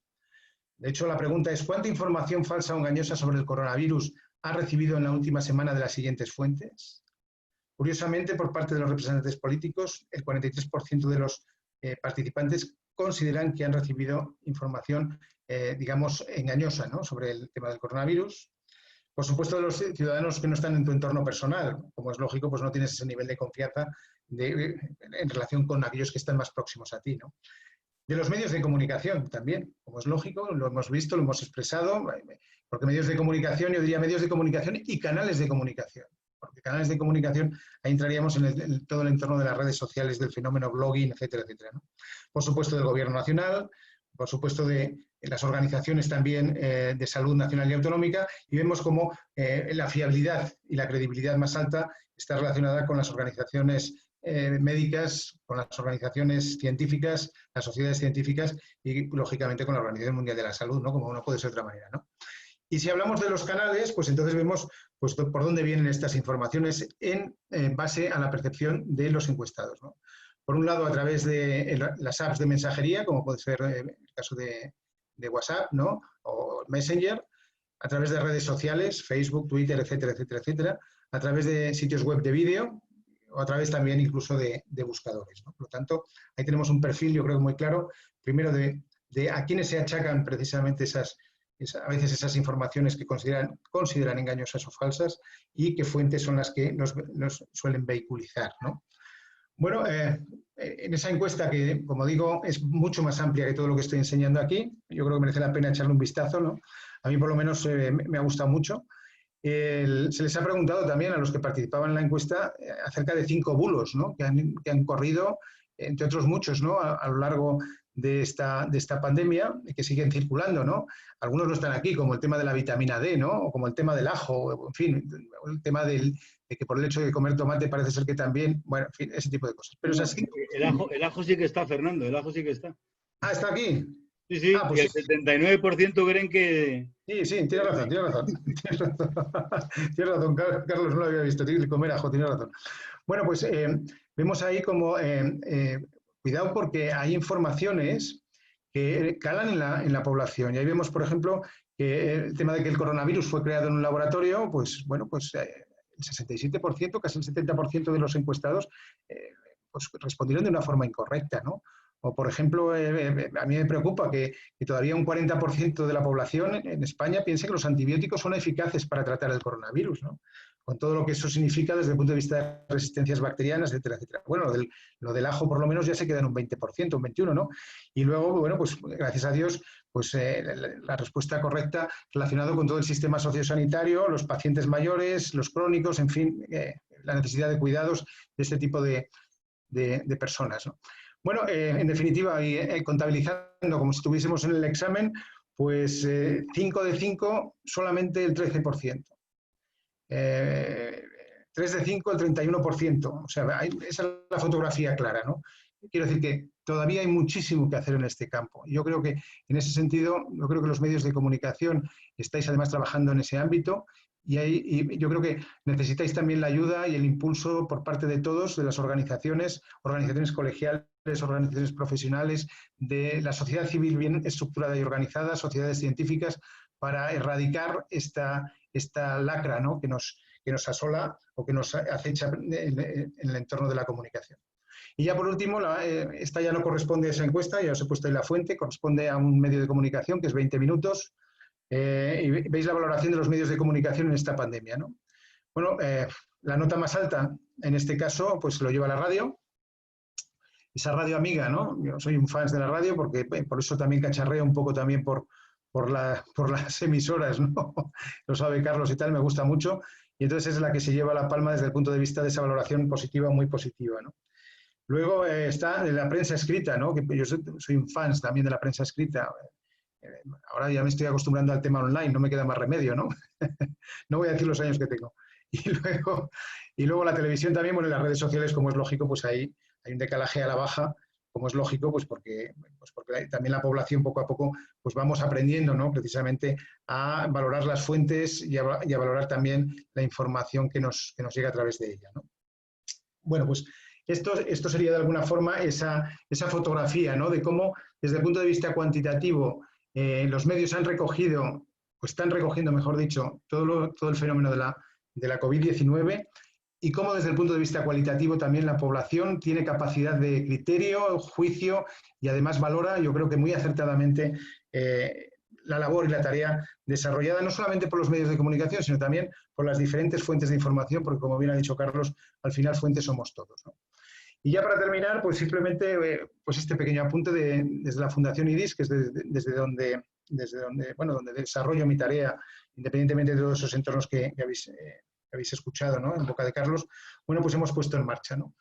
Nosotros como entorno aglutinador de todo el emprendimiento privado de sanidad en España, considerábamos que debíamos aportar algo desde el punto de vista de comunicación, algo objetivo, positivo y además que de alguna manera centralizase, ¿no?, la información para que los ciudadanos, las personas que quisiesen información objetiva, rigurosa, contrastada, veraz, pues no tuviesen que estar, yo que sé, explorando, ¿no?, a través de Internet y perdiéndose en un montón de buscadores y tal, sino que tratamos de aglutinarlo todo en esa URL, ¿no?, coronavirus.fundacionidis.com, que la tenéis disponible también si queréis entrar en ella, ¿no? Es una iniciativa de solidaridad, de responsabilidad social desde el punto de vista de medios de comunicación que nos ha dado un resultado pues francamente bueno, ¿no? Es un microsite que está dentro de lo que es el site de la Fundación IDIS, fundacionidis.com, en el que tiene fundamentalmente diferentes áreas. En primer lugar, una serie de mensajes dirigidos desde los altos dirigentes y directivos, no solamente de las empresas, sino también de las organizaciones colegiales, profesionales, dirigidos precisamente a la ciudadanía, porque pues hay mensajes del presidente, por ejemplo, de la Organización Médica Colegial o del Consejo de Colegios Farmacéuticos o del Consejo de Enfermería, por supuesto de dirigentes de entidades sanitarias privadas, como puede ser Quirón Salud, como puede ser Vitas, como puede ser HM Hospitales, Hospiten, etcétera, etcétera, ¿no? Luego, por otro lado, la verdad es que nos llamó poderosamente la atención abrir una sección, ¿no?, que la dedicamos a todas aquellas iniciativas, mejor dicho, a todas aquellas buenas noticias, porque esta pandemia, como es lógico, pues enfoca la realidad y entonces está plagada de malas noticias, ¿no? Pero también hay buenas noticias. Y las buenas noticias muchas veces vienen de la mano, pues, de los éxitos conseguidos en los hospitales, como mostraba Carlos en las fotografías, o de iniciativas de responsabilidad social que ponen en marcha diferentes organizaciones, pues, de una forma voluntariosa y altruista, ¿no? Yo creo que ese tema hay que resaltarlo porque ahí están recogidas cerca de 130 iniciativas desarrolladas por diferentes organizaciones, que las podéis ver ahí en ese site, que es dinámico, en constante evolución. Como dice ahí, iniciativas de los miembros, noticias de interés, vídeos, acceso a datos oficiales y tal. Fijaros que no solamente es algo que dicen dirigentes de un sitio o de otro, ¿no? Sino que también está aglutinado todo lo que es la información veraz de interés, ¿no? Toda la información que desde el Ministerio de Sanidad, que desde las 17 comunidades autónomas se ha volcado en sus diferentes sites, dirigidos precisamente hacia recomendaciones para la ciudadanía, hacia aspectos desde puramente legales hasta aspectos puramente informativos, hasta aspectos puramente informativos, ¿no? Bueno, otro aspecto también que recoge el site es la situación actual. En cada momento, cuál es la situación desde el punto de vista de contagiados, desde el punto de vista de infectados, desde el punto de vista de enfermos graves, de enfermos en UCI, de fallecidos, etcétera, etcétera. También un área de documentación para profesionales sanitarios, lógicamente vinculado a todo el tema de la COVID-19, pues relacionado, por ejemplo, con los EPIs, ¿no? Con los temas de bioseguridad, con los temas de prevención también en su puesto de trabajo, ¿no? Y luego la información pormenorizada de las comunidades autónomas. En definitiva, pues trabajando todos en una misma dirección, que era en el hecho de poner a disposición de la sociedad en su conjunto de un entorno de comunicación y de información, como digo, veraz, válido, riguroso y además actualizado y ágil, ¿no? Bueno, ahí veis lo que os decía antes, ¿no? Esas 129 iniciativas, casi 130, ¿no? Que se agrupan en 5 categorías. Todas ellas provienen de todas las organizaciones que veis ahí, pues Rivera Salud, Asisa, FENIN, Hospital San Roque, Recoletas, en fin, diferentes organizaciones, ¿no? Y hay desde iniciativas de servicios para pacientes y población en general, servicios para personal sanitario, refuerzo asistencial, investigación, colaboración y donaciones. Y bueno, pues os he puesto simplemente 4 ejemplos que yo creo que ilustran muy bien lo que quiero decir, ¿no? He destacado estas 4, podrían haber sido otras diferentes, ¿no? Porque todas son importantísimas de esas 129. Pero un aspecto muy importante fue el desarrollado por FENIN, que es la patronal de la industria tecnológica sanitaria en España, con la apertura de ese corredor aéreo sanitario entre Madrid y China, que ha permitido traer pues 35 toneladas fue el último envío, ¿no? Ha habido diferentes puentes aéreos, ¿no? Entre China y Madrid, precisamente para traer esas EPIs, para traer esos respiradores, para traer, en definitiva, todo ese material que nos hacía falta, ¿no? Por otro lado, Farmaindustria, que es la patronal de todos los laboratorios farmacéuticos, pues el esfuerzo que ha hecho desde el punto de vista de donación de medicamentos, material sanitario y especialmente ayuda a organizaciones sociosanitarias, me refiero a todo el entorno residencial de personas mayores que están en esas residencias de la tercera edad, ¿no? Una iniciativa también muy importante proviene también de la patronal del seguro privado en España, que creó un fondo de 37 millones de euros para proteger a los sanitarios que se enfrentasen a la COVID-19, es decir, a todo aquel que tenía cualquier circunstancia relacionada, de salud me refiero, relacionada con la COVID-19, tanto en la sanidad privada como en la sanidad pública, como en el entorno sociosanitario, desde el punto de vista de esta sanidad, ¿no? Desarrollada en los centros residenciales.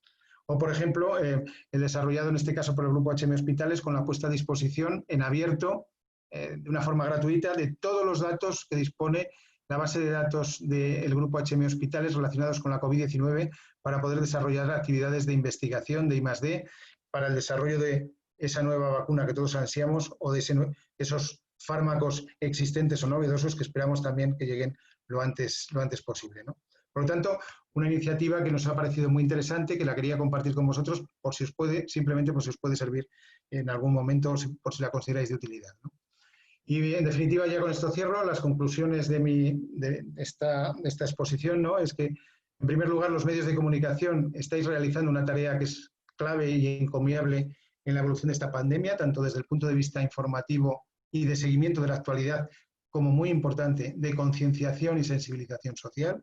Yo creo que esto hay que resaltarlo muy por encima de todo, porque en definitiva es una tarea de responsabilidad, yo creo que muy importante. En segundo lugar, que se han producido cambios en el uso del tipo de medios de comunicación, con ese récord de consumo audiovisual y medios digitales en detrimento, pues como se veía ya en ese decalaje de los medios impresos, ¿no? En tercer lugar, que tantos usuarios accedieron a noticias e información sobre el coronavirus y la COVID-19 en medios de comunicación, 74%, como a través de redes sociales, 75%. Y 4 de cada 5 habló sobre ello en un grupo de WhatsApp, generalmente con personas conocidas, para que veamos la importancia que tienen y que están alcanzando, que tienen, mejor dicho, en este momento las redes sociales en todo lo que está siendo la pandemia, ¿no? El 56% de los encuestados en España, en el estudio que os he presentado antes, en la primera semana de abril, decía que los medios le habían ayudado a entender la pandemia, y el 64% que los medios le habían explicado qué podía hacer en respuesta al coronavirus. Muy importante, especialmente en esos momentos de crisis sanitaria en los que hubo que desprogramar toda actividad programada, valga la redundancia, donde hubo que reubicar pacientes de COVID-19 buscando espacios donde no los había, en esos momentos donde todo estaba puesto para salvar vidas, para salvar las vidas de las personas que estaban infectadas por la COVID-19, ¿no?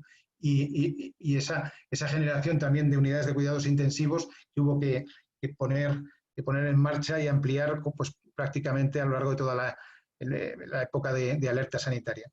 Bueno, en quinto lugar, el público confía sobre todo en los expertos sanitarios. Un 44% dijo encontrar mucha o bastante desinformación en redes sociales, otros tantos en apps de mensajería y un 34% en sitios de vídeo. También se responsabiliza de los bulos a políticos, medios de comunicación y gobierno, y las fake news, indiscutiblemente, son un grave problema a combatir, y esto es, yo creo que, responsabilidad de todos, ¿no? Aquí es donde tiene que establecerse estrategias concretas y sinergias concretas entre todos. En sexto lugar, que en la vertiente social, la iniciativa privada en sanidad está abanderando múltiples acciones para ofrecer servicios sanitarios, sociosanitarios y de índole social de un altísimo valor añadido, siempre con la intención de aliviar el tremendo impacto de la pandemia y de frenar a su vez la transmisión del virus. Y prueba de ello es la plataforma que os he comentado, coronavirus.fundacionidis.com, que es un espacio web donde se puede consultar las iniciativas de responsabilidad social que se están llevando a cabo en el sector. Es, de alguna forma, esa muestra firme del compromiso con la sociedad. Bueno, para concluir, es importante resaltar y poner el acento en cada una de las actividades presentes en la plataforma.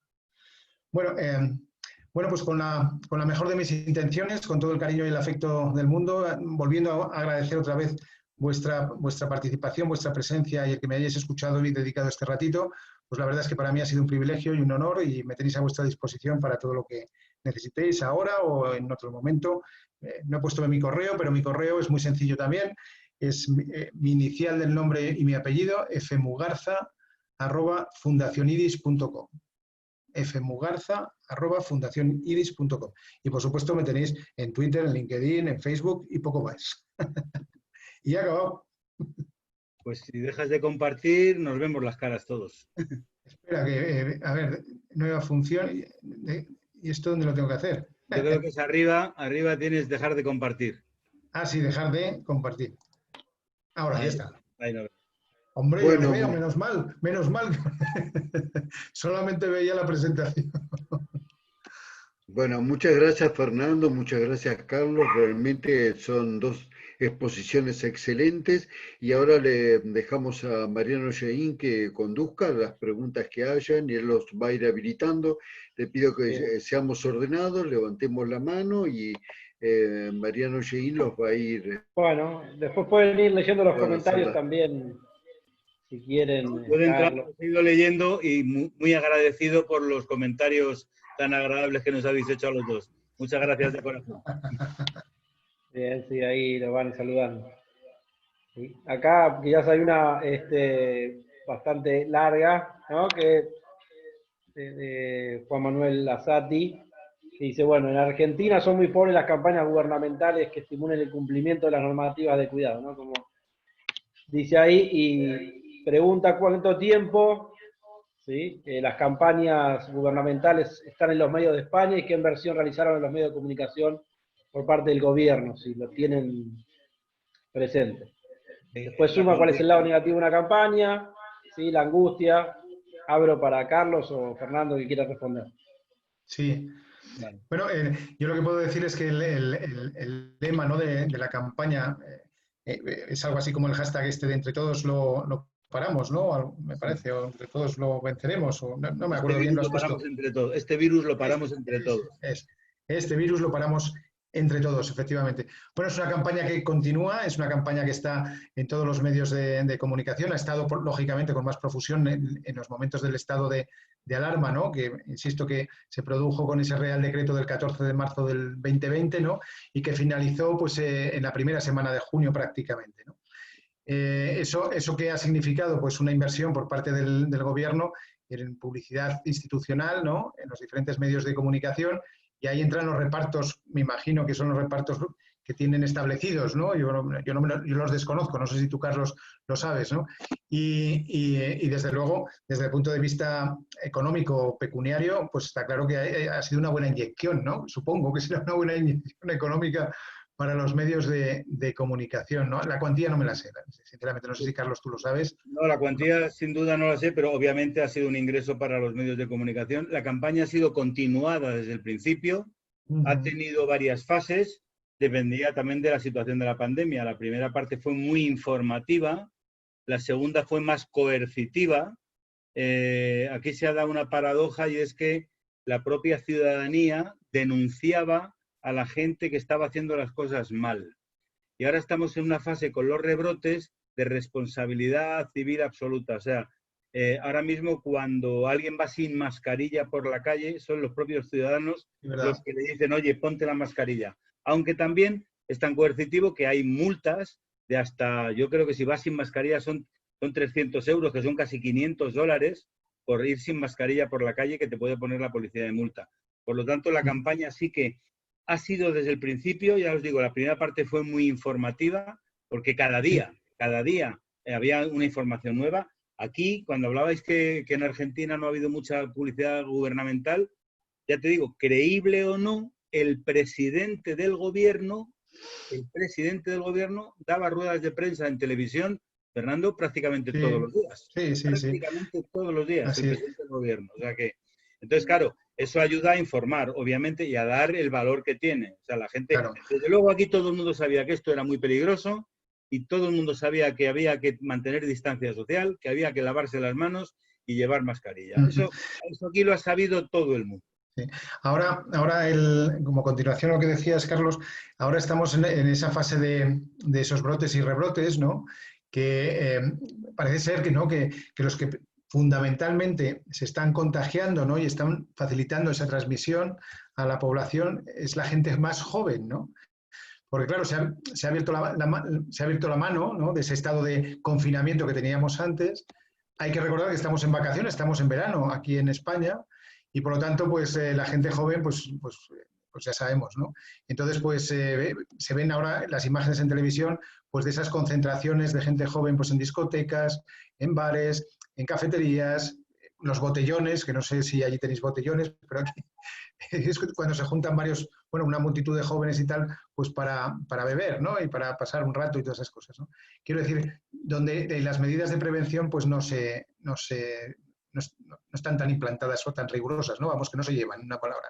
Y entonces, a partir de ahí, el gobierno ha vuelto a lanzar otra campaña de comunicación en todos los medios de comunicación, especialmente en los medios audiovisuales, ¿no? Especialmente en televisión, muy especialmente en televisión, relacionado directamente con este problema. O sea, diciendo e insistiendo de alguna forma de que tú eres responsable de tu salud y de la de los que tienes enfrente, ¿no? Y el gobierno en ese sentido está, pues yo creo que impulsando esos mensajes de autorreflexión sobre todo hacia la juventud, porque en este momento el problema lo tenemos ahí. Aquí lo que se está intentando es la corresponsabilidad. Es decir, tú a lo mejor no te vas a poner enfermo, pero puedes matar a tu padre o a tu abuelo si sigues yendo a la discoteca. Entonces aquí ya se están tomando medidas de reconfinamiento. Ya ha habido alguna población, entre ellas la ciudad de donde es mi amigo Fernando, Zaragoza, que ha tenido que volver a la fase 1. Y luego, por ejemplo, las salas nocturnas, las discotecas, se cierran a la 1 de la madrugada cuando antes se cerraban a las 9 de la mañana. Entonces se están tomando medidas, pero sobre todo la campaña publicitaria es muy enfocada a la corresponsabilidad.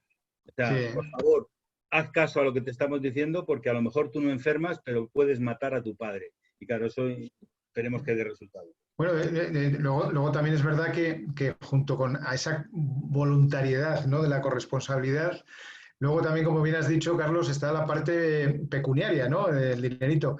Y hay una comunidad autónoma, en este caso la Junta de Andalucía, ¿no?, que ha lanzado, bueno, pues ha salido hoy en televisión, ¿no?, con esas multas por el hecho de, si tú de alguna forma favoreces el contagio de 10 personas a través de una mala praxis demostrada, pues entonces tienes una multa, no recuerdo si son 100, 200 euros, ¿no? Si has contagiado de una forma demostrada pues a más personas, a 20 o a 25, pues entonces es otra cuantía. Y si las prácticas han llegado pues a infectar a 100 personas o más, entonces, no recuerdo la cantidad, pero creo que llegaba hasta casi los 300.000 euros. Sí, Sobre sí, sí. todo hacia esos sitios donde se celebra el ocio nocturno, ¿no? Esas cafeterías, o mejor dicho, esas discotecas, esos pubs, esos centros de reuniones de jóvenes, que se demuestre que no están impulsando, facilitando, promoviendo las medidas de protección individual. O sea, quiero decir que de alguna forma están las dos cosas de una forma sinérgica, ¿no? Por un lado, información a la población, por otro lado, publicidad institucional, y por otro lado, cuando ya no haces caso ni de lo uno ni del otro y sigues empecinado en tal, pues oye, pues ya sabes que te puede venir la penalización, la multa correspondiente. Eso es. Más preguntas, Mariano, que como veréis, hablamos mucho, Fernando y yo. ¿Nos cortáis si hacéis más preguntas o...? De todas formas, si Rosana y Ana os queréis saludar, porque yo me acabo de dar cuenta que Ana y Rosana son amigas. Ah, mira. Oye, Carlos, ¿y por qué te has dado cuenta? Porque uno es muy avispado. Ah, ¿Verdad que mira, sí, mira. Rosana? Rosana, si quiere preguntar, Rosana, pregunte, escribió ahí. Me tengo que cambiar de gafas, Micrófono y Carlos. Que tú ves mejor. Pues alguna pregunta más, Mariano. Sí, Roxana, ¿querías preguntar o no? Sí, cómo no. Hola, Dale, muchas dale. gracias por las presentaciones, realmente excelentes. No, me llamó la atención en la exposición de Fernando acerca del 44% que la población española atribuía a la desinformación que le brindaban las redes sociales, ¿no es cierto? Sí. Es un porcentaje llamativo, alto, Sí. ¿no es cierto? La pregunta es, ¿cuáles serían a su criterio las estrategias que podríamos implementar? A mí las redes es algo que me llama mucho la atención y creo que Sí. a través de las mismas podemos llegar a muchos sectores, particularmente los jóvenes Sí. y de adulta, ¿no es cierto? Entonces, ¿cuáles serían esas estrategias justamente para disminuir un poco ese porcentaje? Claro, bueno, yo creo que lo primero, como todo, es por encima de la notoriedad y el ruido, ¿no? Está la comunicación y además incidir en ella, ¿no? En el sentido de transmitir a la población, lo primero, la importancia de identificar esas fake news, que eso no es fácil, que no es sencillo, ¿no? Carlos ha puesto ese decálogo que me ha gustado mucho, Carlos, enhorabuena, ¿no? Por ese decálogo de cómo identificar una noticia falsa en Internet, ¿no? Yo creo que, pero eso tiene que venir no solamente desde el punto de vista de la recomendación positiva y objetiva y tal, sino con el respaldo de las instituciones. Yo creo que yo he insistido mucho en que esa es una tarea sinérgica, colaborativa de todos, ¿no? Aquí, como decimos ahí en España, ¿no? Nadie se puede escaquear. Aquí todo el mundo es parte precisamente de la solución de ese problema. Quiero decir, yo sé que en España, por ejemplo, la Organización Médica Colegial está especialmente sensibilizada y ha lanzado una campaña específica precisamente sobre ese tema. El Consejo de Colegios Farmacéuticos, 3/4 partes de lo mismo, y el Consejo de Enfermería, lo mismo, ¿no? Diría lo mismo también pues, de otros entornos de odontología, en fin, lo que es las profesiones sanitarias, ¿no? Las sociedades científicas están también detrás de ello y luego pues ya has visto que estamos también las empresas, las instituciones también de emprendimiento privado, también en sanidad y por supuesto la sanidad pública. ¿Cómo? A través yo creo que de entornos de información como el de Salud sin bulos.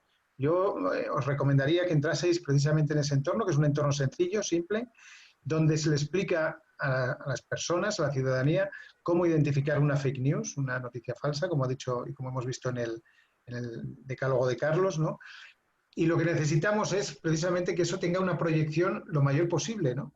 Desde el punto de vista de que los propios medios de comunicación, que también es vuestra responsabilidad, pues recojáis este reto, que lo trasladéis a la sociedad, porque sois los grandes altavoces que la sociedad tiene. Y además ya habéis visto la fiabilidad que tenéis en una pandemia de este nivel de la COVID-19. Por lo tanto, sois la puerta abierta, sois la ventana, sois el altavoz para, primero, reflejar la importancia y, lo segundo, transmitir las recomendaciones. Hoy, antes de la pandemia, nadie sabíamos qué es lo que había que hacer con la COVID-19 y ahora sabemos todos el tema del 1,5 metros, la mascarilla, la higiene de manos y tal. Pues esto es igual.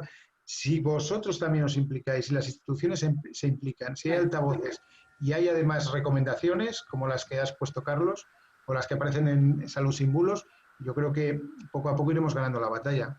A mí, si me permitís, lo que creo que es muy importante es que las personas que tenéis reputación científica o social estéis en las redes sociales.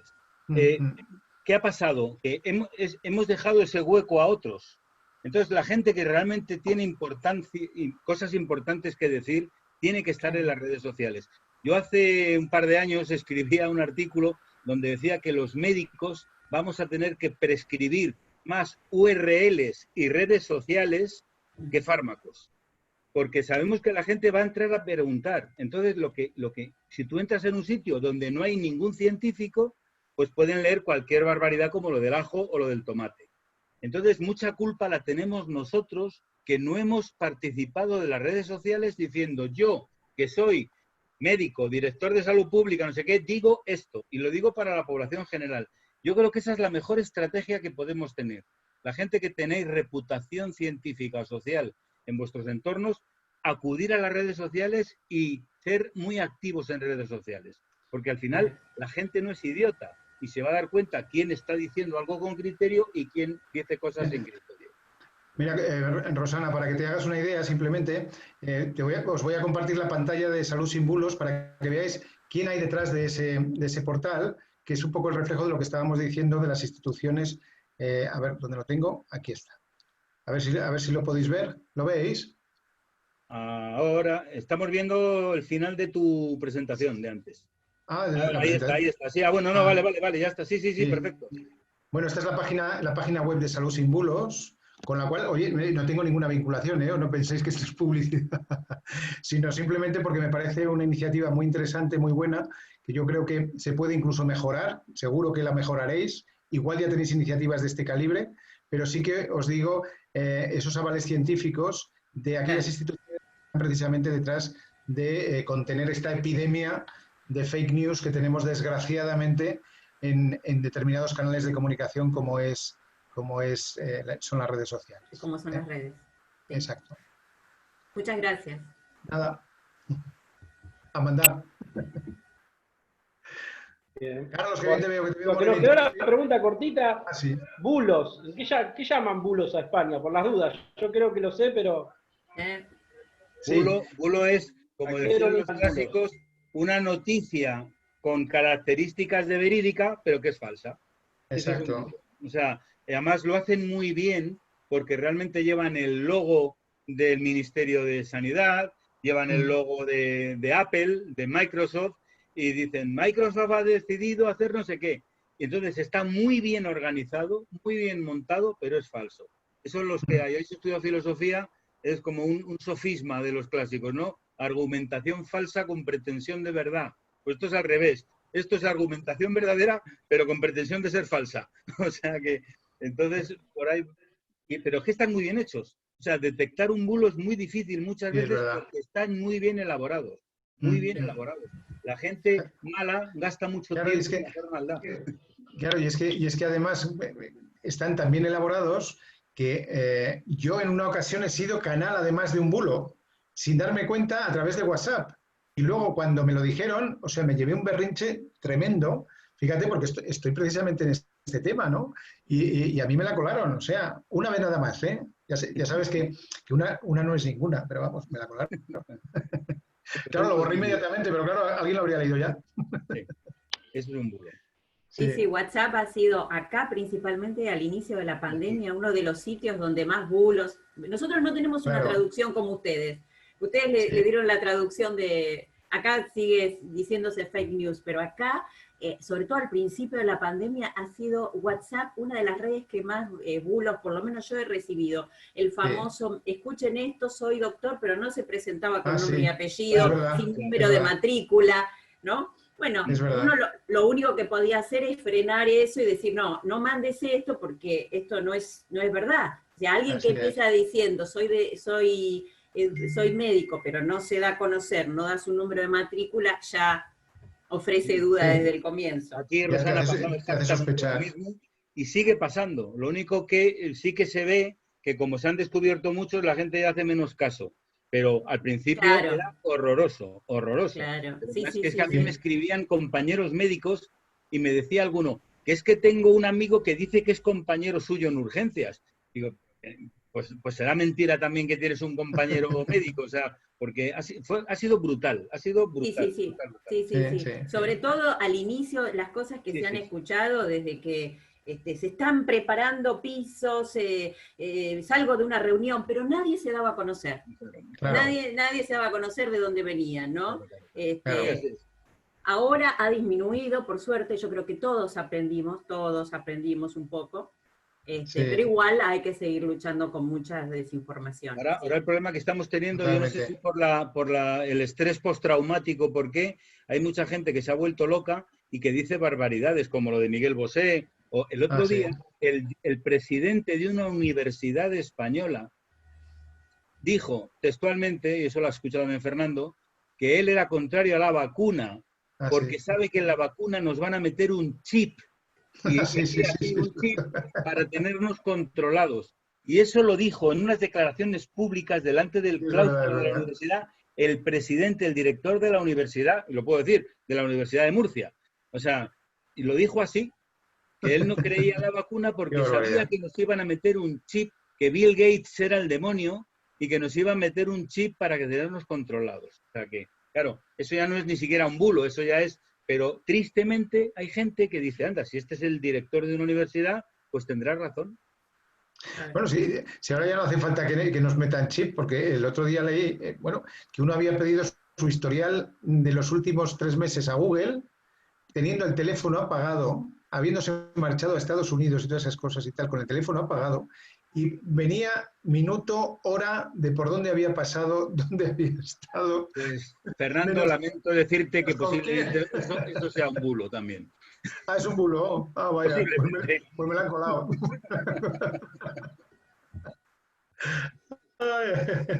Oye, pues salió en televisión. Salió en El Hormiguero. Sí. Por eso, en El Hormiguero. El Hormiguero. Ay, qué bueno. ¿Alguna pregunta más? ¿Alguna pregunta más? O Mario, con tus manos. No, bueno, si no hay preguntas, quiero agradecerles. Ya es muy tarde para nuestros oradores, invitados, de como la 1:30 de la mañana, así que para ellos les agradecemos profundamente. Siempre estamos abiertos para participar conjuntamente. Ustedes habrán visto en el chat todos los agradecimientos, la gente quedó encantada con esta presentación. Vuelvo a decir, porque hay algunos que no estaban al principio, invitarlos a todos a la próxima reunión. Vamos a hacerla con inscripción de la misma forma, por un sistema de seguridad informática, para el 2 de septiembre, que vamos a tener la segunda reunión aquí de la Sociedad de Periodismo Médico por este mismo mecanismo, y también va a estar invitado el doctor Royo Sánchez, que ha aceptado muy gentilmente estar ese día.